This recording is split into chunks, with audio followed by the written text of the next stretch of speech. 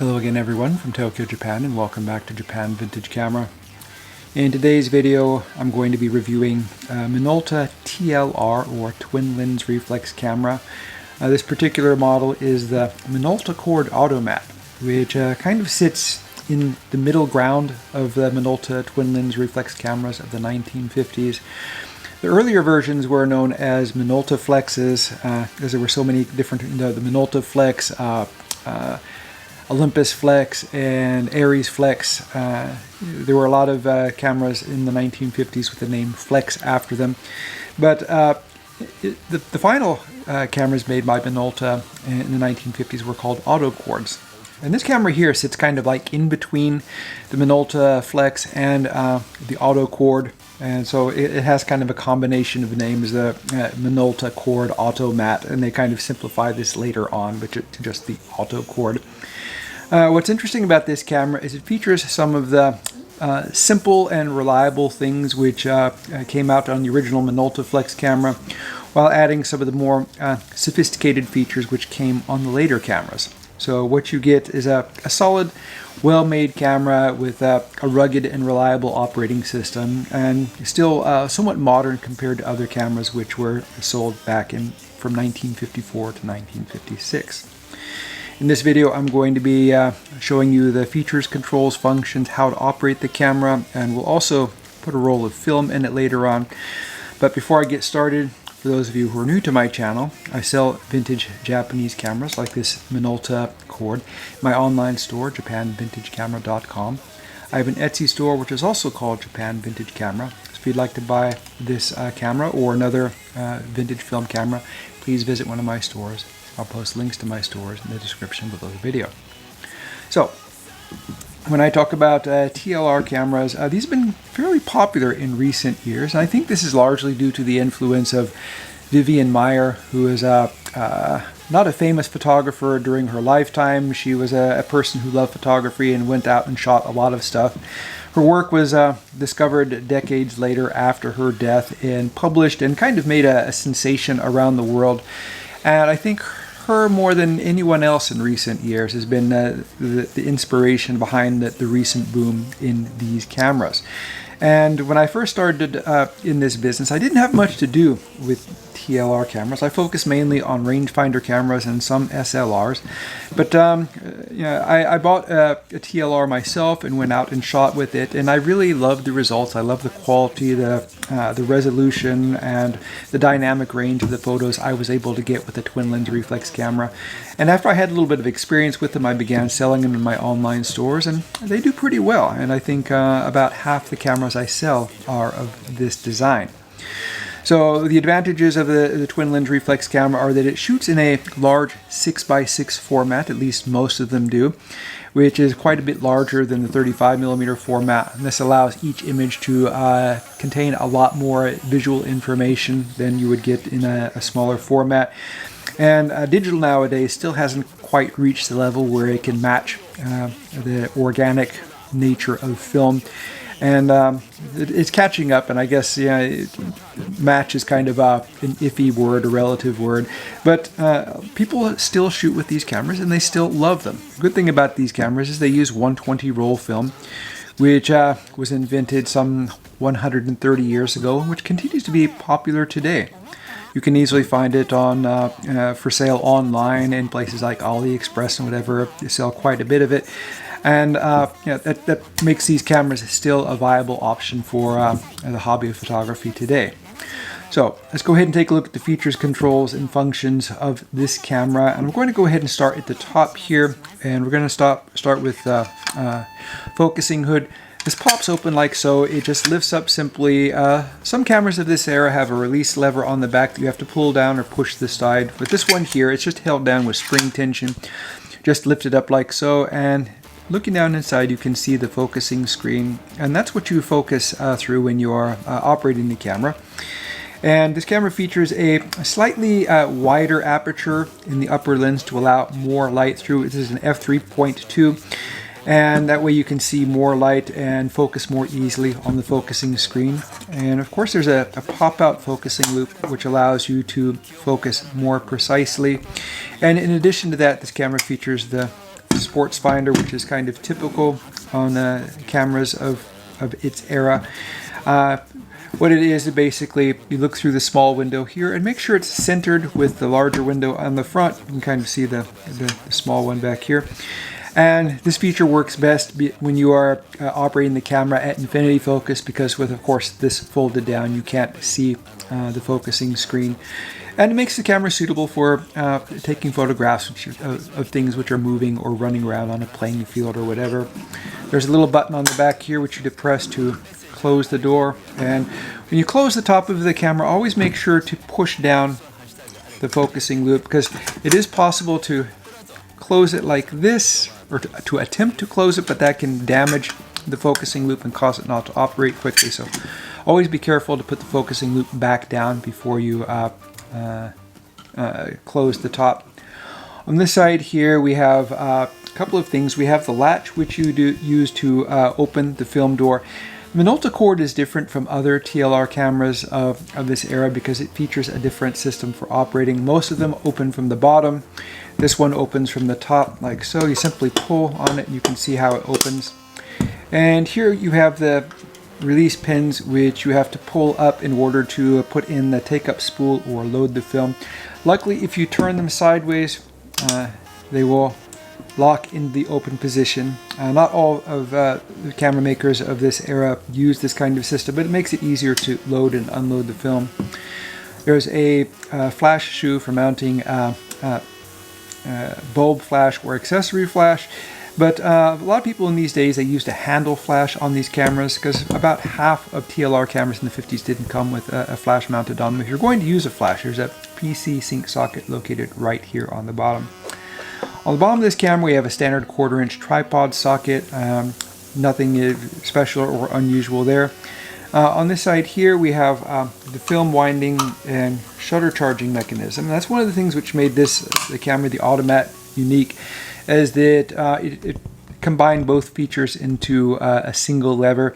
In other cameras of this era, you have to wind the film winding knob, normally on the top in the back here, and once you wind the film, you have to charge the shutter separately, and then you're ready to take the photo. In this one here, it automatically charges the shutter as you wind it, and I believe that's why they call it the Automat. And here we have a rough guide here to give you a rough idea of settings to use if you're not, if you don't have a light meter handy. It's just a rough guide to the sun, overcast, and clouds, and given a recommended shutter speed and aperture combination. Nothing very complicated. So if you need to take a photo in a pinch and you aren't quite good at reading the light yet, you can use this as a guide to help you out. Over here we have the film counter window, and here we have the reset lever. On the front of the camera, we have the important parts. This is where you make all the settings on the camera. On the right side here, we have the lever which you turn to set the shutter speed, and on the other side here, we have the lever for setting the aperture. So you would use, you can use the EV system on this, which gives you a range of shutter speeds and apertures to use for particularly EV setting. For myself, I just use a regular handheld light meter, and I typically use 400 speed film in these cameras, and that being the case, if you use one kind of film a lot, you kind of get used to it and what the setting is. But basically for 400 speed film, you can kind of do the math using the Sunny 16 method, meaning that if you are taking a photograph of something which is in the sun, you would set the shutter to 1/400th of a second and set the aperture to f/16. And if you're shooting 200 speed film, you keep the f/16, you just move the maximum shutter speed to 200. If you're using 100 speed film, you set it to 100. And if you know that basic formula, then you can kind of add or subtract stops using math in your head. And once you figure that out, it makes photography much easier. And even works quite well if you are into digital photography, where cameras tend to do the most of the thinking on their own. When you understand how light works and film speed and ISO, ASA, that kind of stuff, it makes you capable of improving your photography to overexposing or underexposing, depending on the effect you're trying to get, as well as depth of field or lack of depth of field, depending on also the kind of effect you were trying to get. But anyway, continuing on the front here, we have a self-timer lever here, and I've said frequently in my previous videos to avoid using this guy if you can, because this is the weak part of most leaf shutter cameras. This is the part which is most likely to fail, so avoid using it if at all possible. Over here we have the shutter release button. An interesting thing about this shutter release system is it uses a standard screw-in cable release. Most of the cameras in this era featured the earlier style one, which you have to kind of screw around the outside, which is a little bit hard to find nowadays. But this one will use the same kind of shutter release that modern cameras are still using. And here you have a locking lever which goes around the bottom, which allows you to lock the shutter button to prevent you from accidentally taking an exposure. On the bottom here we have the lever which you use to focus it. And this lever on these cameras is the one thing which you most have to watch out for if you're shopping for one of these cameras. The lens helicoid in these cameras often seizes, and people try to push this lever to focus the camera and it breaks off, or it's just stuck and it won't move. So if you're shopping for one of these cameras online, always make sure that this little round focusing tab is still on. A lot of people will sell these, especially in other countries, and say, I don't know if it works. And generally what that means is they know it doesn't work, but they don't, they're trying to sell it as, trying to fool you, I guess. And we have a focusing scale on the bottom, which is arranged in meters, so you can pre-focus the camera according to a preset distance. But with a TLR camera, if you have a good focusing system like the one this one has, simply stick with focusing it using the focusing screen. All right. So the next thing we're going to do is load film in this camera, and I'm going to pull on the lever here, or the knob, and that opens the camera like so. And there's kind of a different way of loading this camera than most of the other TLR cameras which were made in Japan at this time. This camera operates kind of in the opposite direction. In most cameras of this era, you would put the take-up spool on the top and you would put the film spool on the bottom, and as you wind the film, it pulls the film vertically across the back. In this camera, it works the opposite way. You have to put the film spool in the top and the take-up spool fits in the bottom. So I have a roll of 120 roll film here. You can see it says 120 right on it. And what we're going to do is go ahead and put this in. And when you're putting the film in the camera, as I've said in previous videos, there are multiple ways to load medium format film depending on the design of the camera. On a twin lens reflex camera, you're going to want it so that the colored paper, you can see this is white and purple and with some black on it. And then there's just black. Now, you don't want the black coming out over the top. You want the colored paper to come out. So I'm going to go ahead and pull out this pin here and turn it part way so it stays open. I'm going to go ahead and set the film inside and then turn this so it kind of pops back down. Now, some of these cameras, it can be a little bit difficult to get these film spools to go in. You might have to tinker with them a little bit. That's completely normal. After a while you get used to how they work and you can put it in more easily, but if you're fumbling trying to get it lined up and get the pin to go back inside, you're not alone. That's a common issue. I'm going to take the end of the film here. We have a paper leader here which is narrower than the rest of the paper, and that has to be fed into the slot on the take-up spool, and I can see the slot here right across the bottom. I'm running my finger across it. So I'm going to go ahead and feed the slot in there like so. And the next thing I'm going to do is just start winding the winder. And what I do when I'm doing this is, you can see my thumb here, I'm pushing against the paper. What I want to do is make sure that this winding spool is actually taking up the paper and not slipping. It's quite possible that you put it inside and you turn it and it looks like it's moving, but as it tightens up, the tab slips out, and then you think you're winding the film, but the film spool is just turning around inside and the film isn't winding. So I hold it down here tightly so it gets at least 1.5 turns on it, so I know that the friction or tension of the paper on the outside is holding onto the inside. What I'll do is I'll just keep winding until this start arrow comes out. There's a red mark in the center. I just want to go ahead and line it up like so. I'll go ahead and set the camera down and close it, and then simply wind it until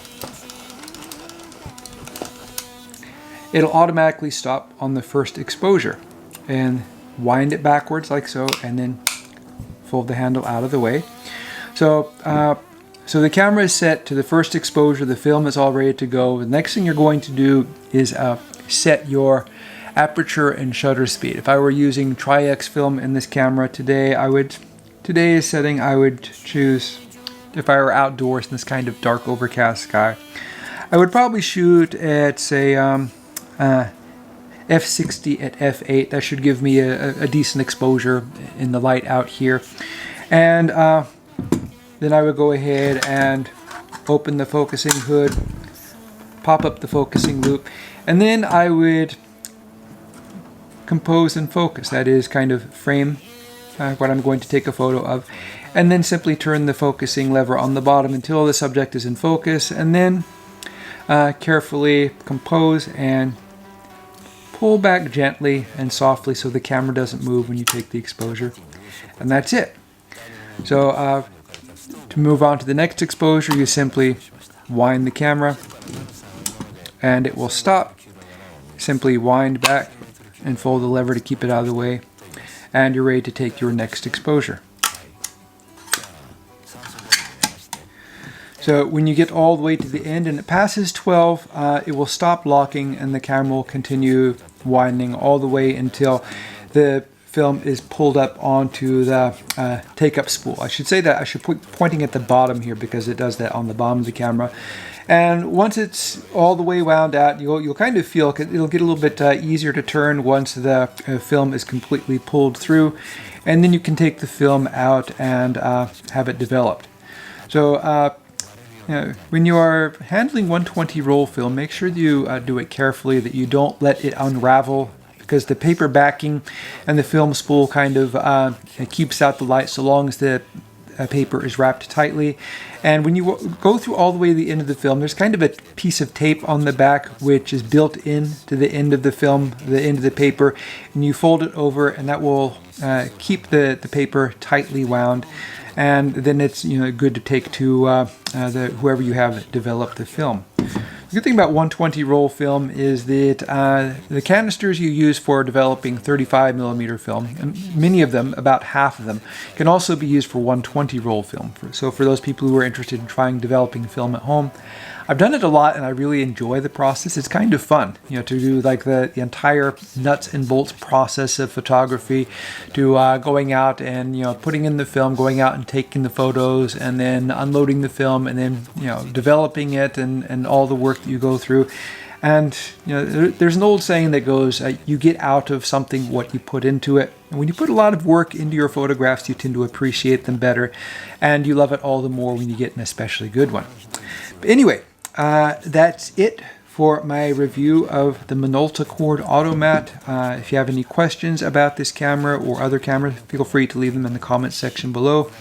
I do plan to be posting more videos regularly. I will be traveling for the holidays this year for 1 week, so in the middle of December I'll be gone for 1 week, but I will be returned before Christmas. But I will keep my online stores open for that time because it's just a week that I'll be gone. Just keep in mind that it might take a few extra days for your order to arrive. If you'd like to see more videos, please subscribe, and if you like the video, please click the like button. That always helps. Anyway, thank you very much for watching, and I hope you tune in again soon.